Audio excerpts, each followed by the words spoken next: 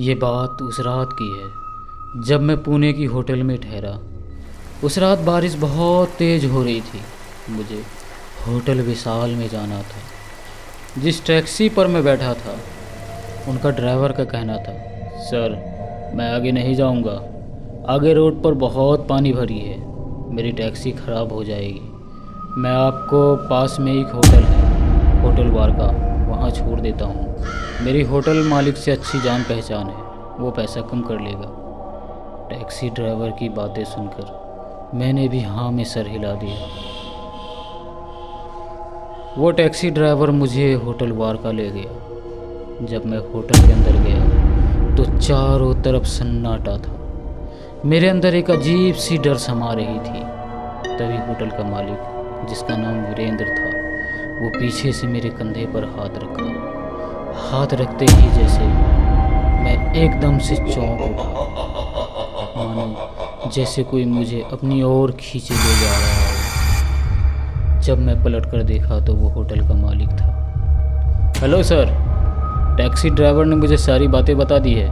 वैसे तो मैं एक रात रुकने का 2000 रुपये चार्ज करता हूँ, लेकिन आपसे मैं 1000 रुपया ही लूँगा। मैं होटल की सन्नाटा देखकर बहुत सहमा हुआ था। मैंने हाँ में अपना सर हिला दिया। तो फिर चलिए, मैं आपको आपका कमरा दिखा देता हूँ। मैं उसके साथ चल पड़ा। कदम तो चल रहे थे, लेकिन मुझे ऐसा प्रतीत हो रहा था कि मेरे पीछे कोई आ रहा है। मैं बार बार पलटकर पीछे देखता भी था। फिर मैंने बहुत हिम्मत जुटाकर पूछा कि आपके होटल में इतना सन्नाटा क्यों है? क्या है ना सर, मेरा होटल थोड़ा ऑफ साइड में पड़ जाता है, इसलिए यहाँ कस्टमर कम आते हैं। हाँ, यहाँ है, कुछ लोग हैं अपने कमरे में सो रहे हैं। ये लीजिए, आपका कमरा भी आ गया।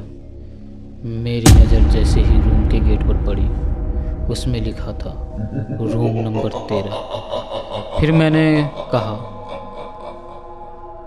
कहा रूम नंबर 13 तो होटल में नहीं होता है, फिर आपके होटल में कैसे? अरे साहब, ये सब फिल्मों में होता है, रियल लाइफ में नहीं होता है। फिर मैंने धीरे से अपना कदम कमरे की ओर बढ़ाया। अंदर पहुंचते ही मैंने देखा रूम नंबर 13 वाकई बहुत खूबसूरत है। इतना खूबसूरत कमरा आज तक मैंने नहीं देखा। पूरा दिन का थका मारा बिस्तर पर जैसे ही गया कि नींद तुरंत आ गई। कुछ ही देर हुए थे कि अचानक से एक आवाज़ आई, जैसे बाहर कोई गाड़ी एक्सीडेंट हो गई।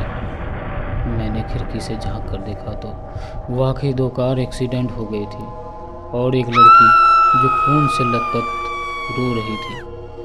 ये सब मुझसे देखकर रहा नहीं गया। मैं अपने कमरे से बाहर निकला, रिसेप्शन काउंटर पर पहुंचा।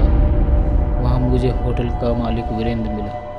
मैं उसे लेकर वहाँ गया, लेकिन बाहर कुछ नहीं मिला। ना तो वो दोनों कार और ना ही वो लड़की जो खून से लथपथ थी।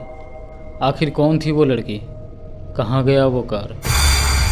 होटल में इतने सारे लोग थे, वो सब कुछ छोड़कर आखिर मुझे ही क्यों सुनाई दिया?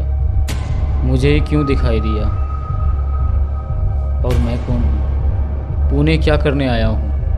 इन सब सवालों के जवाब जानेंगे पार्ट 2 में। बने रहिए अपने दोस्त इश्तियाक के साथ। तब तक के लिए बाय बाय।